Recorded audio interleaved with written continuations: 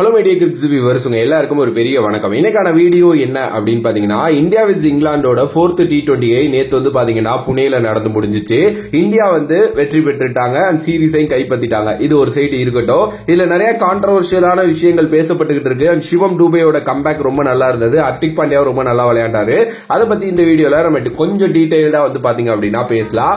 S, India விஸ் England first time இந்த சீரீஸ்ல வந்து இங்கிலாந்து டாஸ் வின் பண்ணாங்க. வின் பண்ணி நாங்க பவுலிங் பண்ணிக்கிறோம்ப்பா அப்படின்னு பேட்டிங் ஆரம்பிச்ச இந்தியால வந்து யாருமே பெருசா விளையாடல. சாம்சன் ஒரு ரன்ல அவுட், அபிஷேக் சர்மா நின்னாரு, அவர் ஒரு 29 ரன்ல அவுட், திலக் வர்மா 0, சூரியகுமார் யாதவ் 0, ரிங்கு சிங் அதுக்கப்புறம் நின்று விளையாண்டுட்டு இருந்தாரு. அதுக்கப்புறம் சிவம் டூபே உள்ள வந்தாருங்க. சிவம் டூபே ஆக்சுவலி நிதிஷ்குமார் ரெட்டிக்கு சப்ஸ்டிடியூட்டா தான் வந்திருக்காரு, ரீப்ளேஸ்மெண்டா வந்திருக்காரு.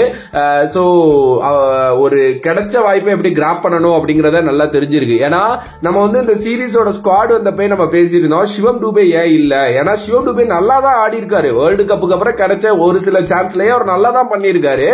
ஆனா எதுக்கு அவர் இல்லங்கிறதே தெரியல அப்படிங்கிற மாதிரி தான் இருந்துச்சு. டொமஸ்டிக் கிரிக்கெட்டும் ரொம்ப நல்லா ஆடிட்டு இருந்தாரு. எஸ், இதுல இருந்து சீரியஸா புரியுது, நிதிஷ்குமார் ரெட்டி சின்ன பையன், அவனை ஃபியூச்சரா பாக்குறாங்க. சோ அவங்களுக்கு பெருசா வந்து சிவம் டூபே மேல அந்த ஒரு இது இல்ல அப்படின்னு சொல்லிட்டு. பட் ஆனா இப்ப அவர் இல்லங்கிறப்ப இவரை உள்ள கொண்டுட்டு வந்தாங்கல்ல, அதுல என்ன மேட்டர் ஆனிச்சு அப்படின்னா, அவரு ரொம்ப கிளியராவே ஸ்கை சொல்லியிருந்தாரு, எங்களுக்கு ஒரு பவர் ஹிட்டர் தேவை, அப்படிங்கறதுனாலதான் நாங்க வந்து சிவம் டூபே எடுத்துட்டு வரோம் அப்படின்னு சொல்லிட்டு. ஆனா கிடைச்ச வாய்ப்பை எப்படி கிராப் பண்ணணுமோ அப்படி பண்ணிருக்காருங்க. 34 பால்ல 53 ரன், 7 4 2 6 அப்படின்ட்டு 155 ஸ்ட்ரைக் ரேட்ல. அதுவும் இந்தியா ரொம்ப டிஃபிகல்ட்டான சிச்சுவேஷன்ல இருந்தப்போ சிவம் டூபே இறங்கி ஆனது செமையான ஒரு மேட்டரா இருந்துச்சு. Player of the match award அவருக்கு தான் வந்து கொடுத்தாங்க. இன்னொரு சைடு ஹர்திக் பாண்டியா, அவர் ரொம்ப நல்லா ஆனாரு. அவர் பொதுவாவே நல்லா ஆடக்கூடிய ஒரு பிளேயர் தான். அந்த கிளாசி ஷாட்ஸ் எல்லாம் மறுபடியும் ஹர்திக் பாண்டியாவுக்கு வந்துருச்சு. ஐசிசி டோர்னமெண்டான சாம்பியன்ஸ் டிராஃபிக்கு முன்னாடி இது நடக்கிறது ஒரு பெரிய விஷயம், சந்தோஷம் அப்படின்னு நான் சொல்லுவேன். பட் சிவம் டூபே எஸ்பெஷலி அவர் வந்து கேம் தனியா எடுத்துட்டு போயிட்டாரு. இங்கிலாந்து இருந்த கேம் ஈஸியாவே டேக் ஓவர் பண்ணாரு. ஏன்னா அந்த டைம்ல தான் அதில் ரஷீத் கொஞ்சம் நல்லா வந்துட்டு இருந்தாரு. அதில் ரஷீத்தை வச்சே தள்ளிடலாம், ஒரு சில விக்கெட்ஸ் எடுத்துடலாங்கிறப்போ அதில் ரஷீத்தை டார்கெட் பண்ணாரு சிவம் டூபே. எஸ், ஆப்வியஸ்லி அவர் தான் நம்பர் 1 T20 பவுலர், இருந்துட்டு போ, நீ ஸ்பின்னர் தானே அப்படிங்கிற மாதிரி அடிச்சாரு அவரு. சோ அங்கிருந்தே கேம் டேக் ஓவர் ஆரம்பிச்சிருச்சு. ரெண்டு நல்ல எக்ஸ்பீரியன்ஸ் கேம்பெயினர், நல்ல பவர் ஹிட்டர்ஸ் வந்து அங்க இருக்கிறப்போ என்ன நடக்குமோ அது கரெக்டா நடத்தினாங்க. அண்ட் ஒரு லெவலுக்கு மேல பாண்டியா கேம் தனியா எடுத்துட்டு போயிட்டாரு அப்படின்னே சொல்லலாம்.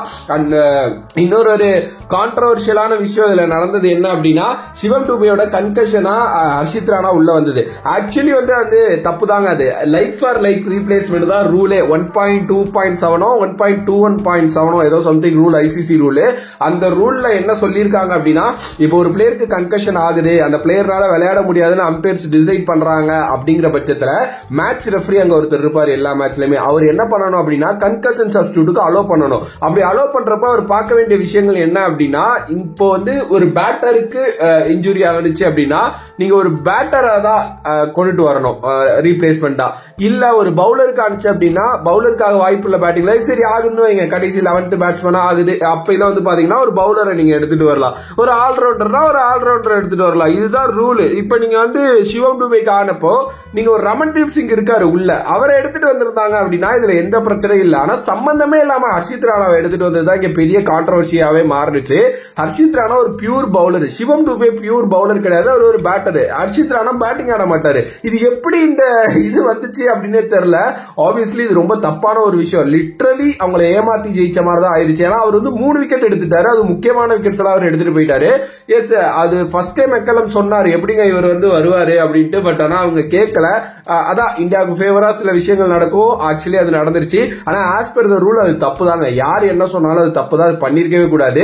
அது ஏன் பண்ணாங்கன்னு தெரியல. இது இந்தியா இதோட 2வது வாட்டி பண்றாங்க. இதுக்கு முன்னாடி ஒரு வாட்டி 2020 பண்ணாங்க.